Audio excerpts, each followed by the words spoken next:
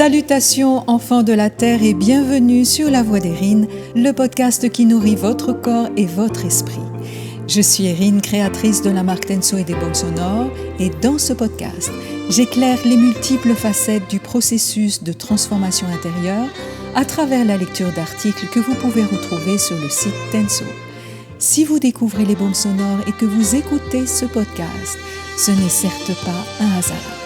L'article que je vais vous lire aujourd'hui s'intitule « De l'être inconscient à l'être centrique ».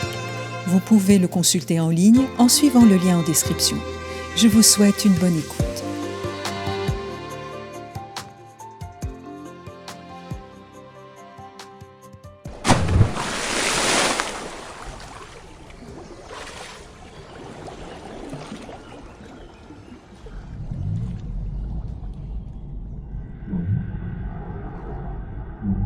Explorer les structures qui sous-tendent la conscience planétaire ressemble à une plongée en eau profonde. Il faut en effet s'abîmer pour découvrir ce qui se cache sous la surface et décrypter les abysses de la conscience humaine. Dans cette exploration, on peut observer 3 niveaux de conscience à travers 3 figures emblématiques: l'être inconscient, l'être conscient et l'être centrique. Si l'être inconscient et l'être conscient sont des figures familières, l'être centrique est beaucoup moins connu. Il peut même effrayer par son étrangeté et son apparente froideur. Bien que vivant parmi les êtres humains, l'être centrique n'est plus tout à fait humain. Or, au cours du processus d'évolution, qui se déroule sur plusieurs vies, l'être incarné transite d'un état de conscience à l'autre. L'être inconscient de lui-même s'achemine irrémédiablement vers l'être centrique. L'être inconscient et l'être conscient. Si vous avez suivi les précédentes lectures, nous pourrions dire que l'être inconscient est profondément amnésique et profondément aliéné. Bien que fonctionnel sur ce plan matériel, l'être inconscient est totalement dominé par l'aliénation mentale ordinaire de l'être humain sans qu'il puisse la voir ni même la reconnaître. Sa fausse identité recouvre totalement son identité réelle et le personnage qu'il incarne est tout ce qu'il connaît de lui-même. Il ne cherche d'ailleurs pas à en savoir plus, car s'aventurer hors du connu réveillerait son insécurité existentielle. Ses peurs sont immenses. L'être inconscient est ainsi pleinement identifié à la forme, qu'elle soit matérielle ou bien spirituelle. Son corps, ses biens matériels, ses émotions, son histoire, son arbre généalogique, mais aussi ses valeurs morales ou religieuses qui dictent sa conduite et dirigent son existence. Sa conscience ne lui permettant pas d'exister en dehors des conventions psychologiques de l'ego planétaire, il a besoin de croire, et pour cela, il doit se soumettre. Cette tendance le rend crédule et manipulable à souhait, mais aussi terriblement incohérent. Il est crédule tout en affirmant des certitudes, il est ignorant tout en prétendant savoir, il est émotif tout en se justifiant par la raison. La plupart du temps, l'être inconscient n'est pas en capacité de se remettre en question parce que toucher à ses structures internes le rend extrêmement vulnérable.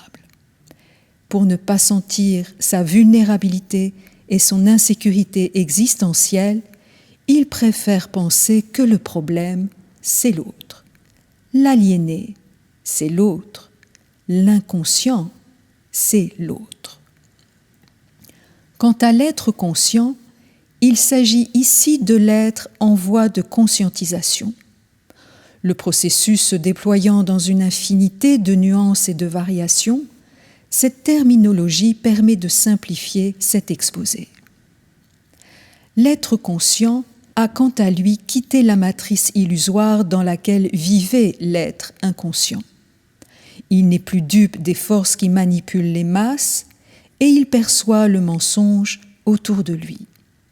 Il est d'ailleurs souvent révolté et s'afflige de l'état du monde, car c'est un ardent défenseur de la vérité et de la liberté. Il a accès à des informations non conventionnelles, voire ésotériques ou même occultes, et son regard critique, tout comme sa compréhension du monde, dérange. Il sort des sentiers battus et rebattus du politiquement correct. Souvent considéré par son entourage comme un original ou un marginal, l'être conscient a fait le deuil d'être compris par les siens. S'il n'a pas coupé les ponts avec ses proches, il a fini par s'accommoder de la situation et il a pris ses distances pour se protéger. Cette mise à distance est par ailleurs indispensable à l'individualisation de sa conscience. L'être conscient a cependant tendance à se sentir éveillé face aux êtres inconscients qui, selon lui, dorment encore. Il a beau être conscient, il souffre sans le savoir de l'inconscience des autres, avec parfois du jugement pour tous ces moutons endormis. Il s'est certes affranchi de bon nombre d'illusions, mais ses fondations reposent encore sur l'émotivité de l'ego planétaire et la mémoire de l'âme. Sa conscience n'est pas totalement individualisée. S'il se connaît davantage que l'être inconscient, il ne se sait pas. Il souffre encore de son insécurité existentielle et il a besoin de croire et d'espérer en des jours meilleurs, en une justice, en une révélation ou en un éveil spirituel massif. Or, l'espoir est le propre de celui qui ne sait pas. Celui qui sait n'a ni besoin de croire, ni besoin d'espérer. L'être conscient s'inscrit encore au cœur de la communauté humaine, car il n'est pas encore capable de supporter seul le poids de sa propre énergie et de sa lumière. Si son ego est spiritualisé, il peut recevoir de l'information subtile, mais il n'est pas en mesure de la contester. Il poursuit ainsi sa quête de vérité, il continue de chercher et de se chercher. Il n'est pas centrique. Or, si l'être conscient n'est pas forcément centrique, l'être centrique, lui, est forcément conscient. L'être centrique. L'être centrique peut être facilement confondu avec l'être égocentrique, ce qui mérite une explication. L'être égocentrique vit sous la domination de son ego insécure. Il a besoin de l'attention et du regard des autres pour exister. Il souffre d'un problème d'identité. En revanche, l'être centrique est totalement sécure et se suffit à lui-même. Affranchi des conventions sociales, c'est un être individualisé qui se nourrit avant tout de ses forces intérieures et des liens subtils qu'il tisse avec d'autres intelligences créatives. S'il est individualisé dans sa conscience, ce n'est pas un individualiste pour autant, parce qu'il a intégré en lui la trinité cosmique à travers ces trois principes, l'intelligence, la volonté et l'amour, chaque principe contenant les deux autres. Par conséquent, son action ne peut pas être contraire à ces principes ou être foncièrement anti-homme, anti-évolution ou anti-vie. Le point essentiel à retenir est que l'être centrique n'est plus assujetti à la mémoire de la race et à la conscience planétaire. Il bénéficie d'une conscience totalement individualisée et dépolarisée, ce qui le rend sur un certain plan inébranlable et, pour ainsi dire, invulnérable. La désastralisation de son mental fait qu'il n'est plus perméable aux forces astrales qui jadis coloraient et manipulaient son mental. Ne prenant plus pour argent comptant l'information qu'il reçoit par le canal de sa pensée, il est en mesure de l'évaluer, de la contester et de s'opposer à toute force qui entre en contact avec lui. De même, il ne subit plus l'influence de la mémoire de l'âme dont il a compris la fonction réfléchissante et aliénante. N'étant plus manipulable, il n'est plus manipulé. Il dispose d'une autorité intérieure suffisamment développée qui lui confère une grande capacité de décision et d'action, d'autant que son action ne souffre plus du doute symptomatique de l'ego planétaire constamment sous influence. L'être centrique est un être libre et sans crainte. Cependant, la centricité n'est pas une disposition psychologique, une attitude radicale ou encore une posture idéologique qui ferait de l'être un anarchiste en puissance. Il s'agit avant tout d'une condition vibratoire, engendrée par la descente de la lumière dans l'homme et qui repose sur le lien établi par la lumière entre l'ego et sa propre source. Cette condition prend définitivement le pas sur tout autre paramètre.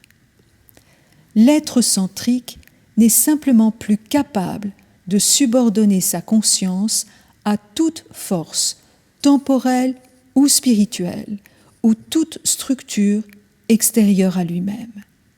Il est son propre maître et son unique arbitre. Au fil du temps, l'être centrique a naturellement tendance à s'extraire et à s'éloigner du corps social, des structures collectives et des contingences familiales qui ne vibrent pas à sa mesure. Non parce qu'il refuse le contact avec les hommes, mais parce que ses besoins n'ont plus rien en commun avec ceux qui régissent l'existence humaine soumise aux lois planétaires.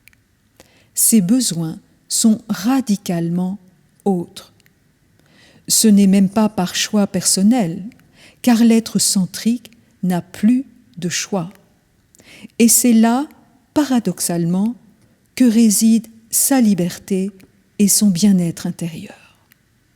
À titre d'exemple, l'être centrique est totalement indifférent aux distractions habituelles recherchées par les hommes.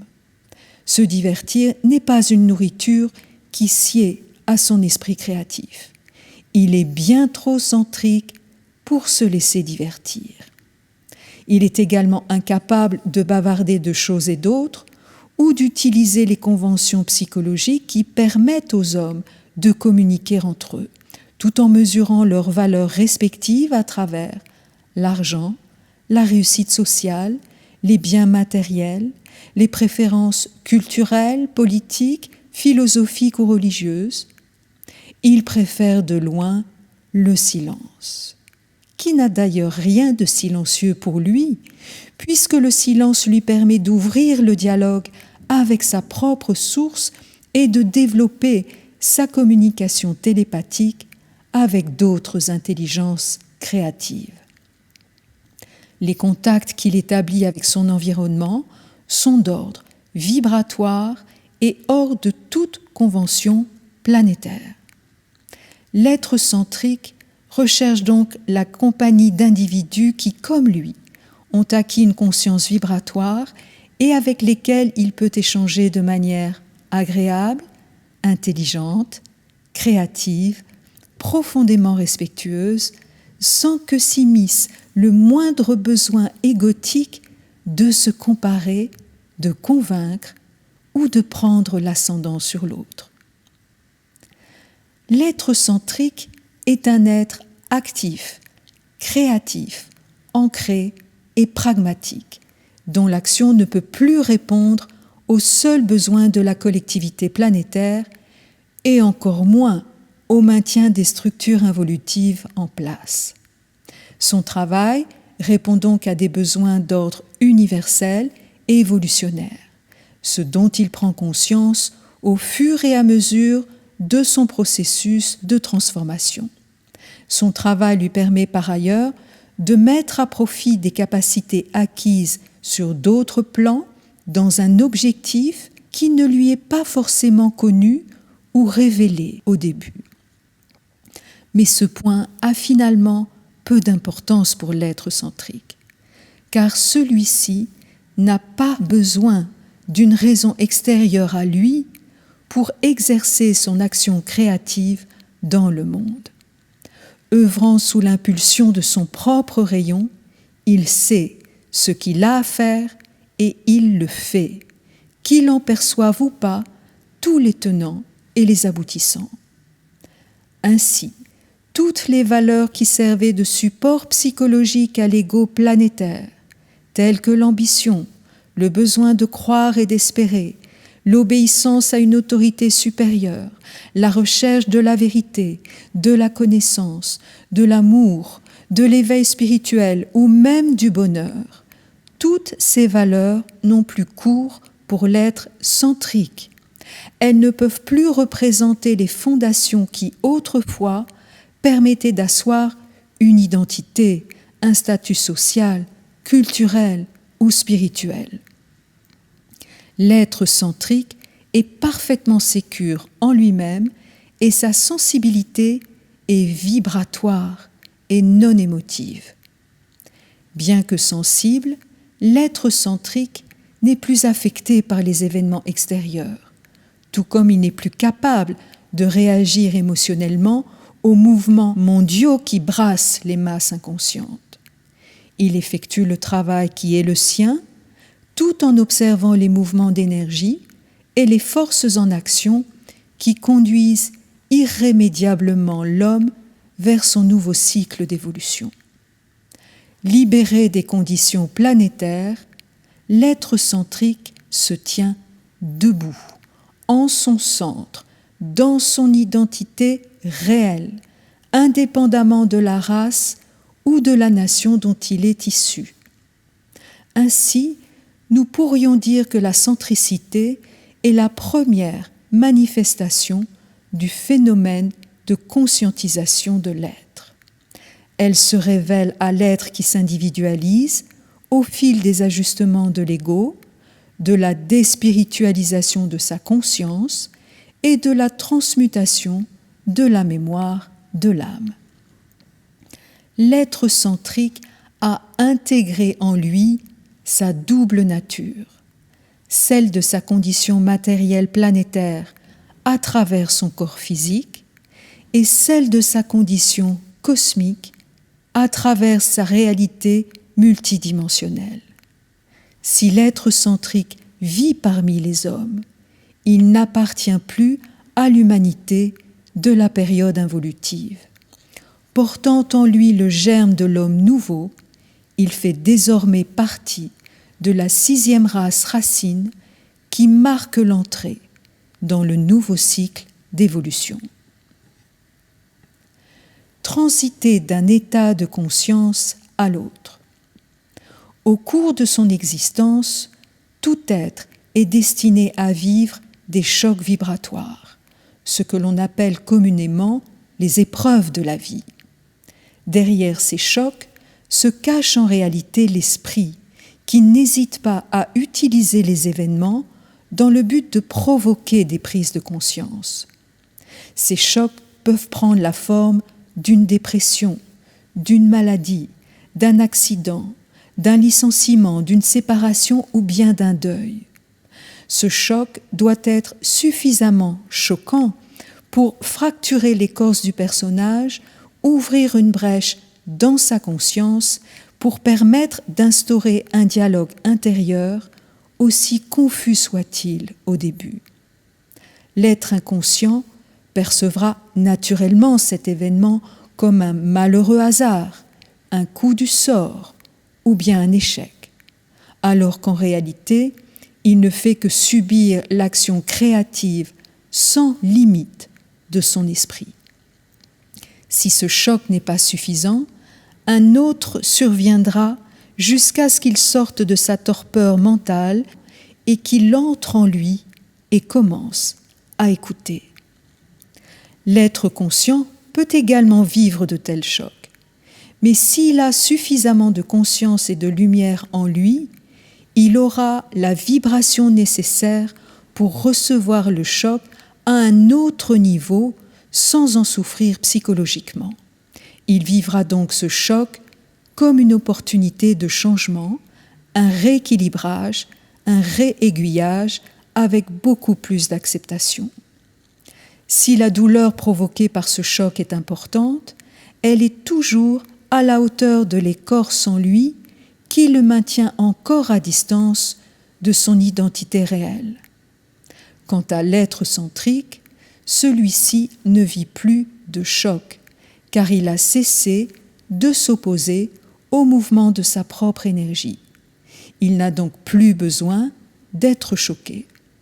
Son évolution se poursuit sans interruption, en suivant des paliers vibratoires, jusqu'à la fusion totale entre son esprit, son âme et son ego.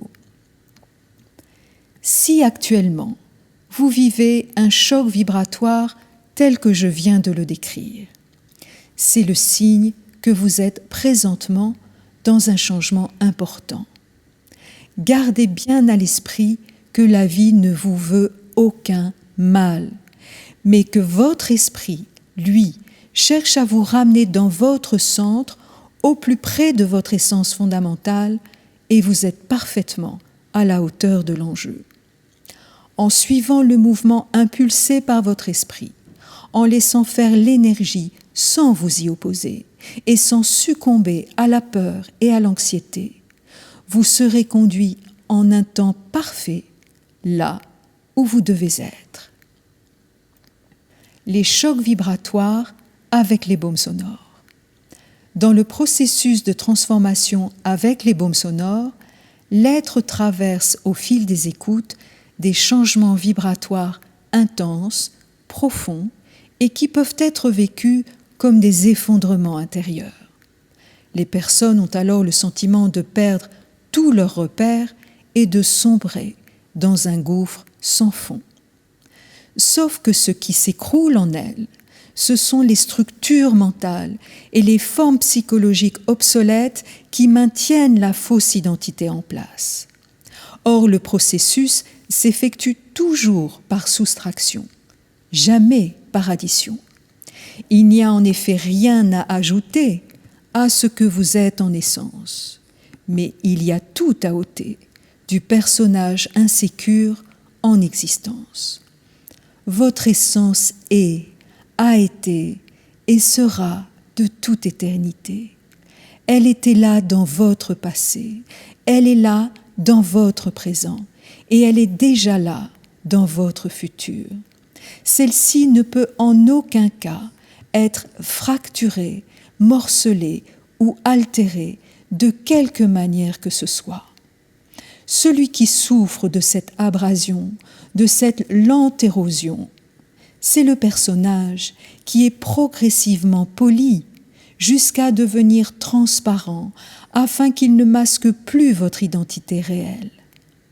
Le diamant inaltérable que vous êtes ne peut se révéler en pleine lumière tant que les couches de sédiments qui le recouvrent n'ont pas été retirées intégralement. Or, il faut rappeler que ce processus est balisé et protégé pour tout être qui s'y engage. Et si une part de vous sait de manière absolue que ce processus est intelligent, la peur va exploser en chemin. Si une part de vous sait de manière absolue que c'est intelligent, la crainte et le doute vont éclater en route. Et si une part de vous sait de manière absolue que ce processus est profondément intelligent, vous êtes en mesure de le traverser dans son intégralité avec tous les inconforts pour sortir finalement du tunnel libre et victorieux. Lorsque je dis qu'une partie de vous sait cela de manière absolue, Je n'ai pas besoin de vous convaincre. Vous n'avez pas besoin de me croire sur parole. Il vous suffit de reconnaître que vous savez déjà cela. Ce que je dis ne fait que confirmer ce que vous savez déjà. Êtes-vous prêt? Vous voulez découvrir qui vous êtes vraiment. Vous voulez contacter votre essence fondamentale. Mais êtes-vous prêt à cela? Êtes-vous prêt à endosser la grandeur que vous êtes? Êtes-vous prêt à supporter seul le poids de votre énergie et de votre lumière? Êtes-vous capable d'incarner aujourd'hui votre essence dans sa grandeur et sa puissance sans imploser intérieurement? Prenez le temps d'actualiser cette question en vous, là, maintenant, et écoutez la réponse.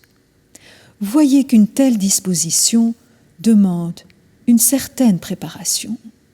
Cela nécessite de faire le tri, de nettoyer votre demeure, de la débarrasser des encombrants, de dépasser l'insécurité existentielle, d'accepter le temps de l'esprit et de lâcher les rames. Alors oui, une part de vous veut découvrir qui vous êtes vraiment, mais une autre part tente coûte que coûte de se maintenir en vie. Une lutte s'engage alors entre ce qui est réel et ce qui n'est pas réel en vous, mais qui veut exister, c'est-à-dire la fausse identité. Car c'est bien la fausse identité qui, dans ce processus, est abrasée. C'est bien la fausse identité qui, dans ce processus, perd progressivement de sa substance, de sa consistance, jusqu'à n'être plus qu'une membrane transparente qui laisse passer la lumière de votre essence. Et ceci jusqu'à ce que le personnage tombe à genoux et abandonne toute lutte, toute résistance, toute volonté égotique pour n'être plus que la volonté elle-même qui s'exprime à travers lui. La rencontre avec qui vous êtes vraiment est assurément la plus belle rencontre qui vous soit donnée de vivre. Vous ne pouvez pas la penser, la réfléchir, ni même la fantasmer. Vous ne pouvez que tendre vers elle encore et encore, et la vivre. Et si cette vie ne devait servir qu'à vous préparer à cette rencontre, ce serait un magnifique accomplissement et une sacrée victoire. Et pour vous qui m'écoutez, ça se passe ici et maintenant.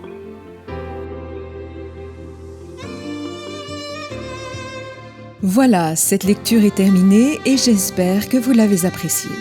N'hésitez pas à commenter et à partager ce podcast. Les pouces en l'air et les 5 étoiles sont les bienvenus pour soutenir sa diffusion. Si vous souhaitez vous lancer dans l'aventure avec les baumes sonores, rendez-vous sur le site Tenso pour demander votre conseil personnalisé gratuit. Je me ferai une joie de vous guider. À très bientôt pour une prochaine lecture sur la voie d'Erin et d'ici là, portez-vous bien et soyez vibrants.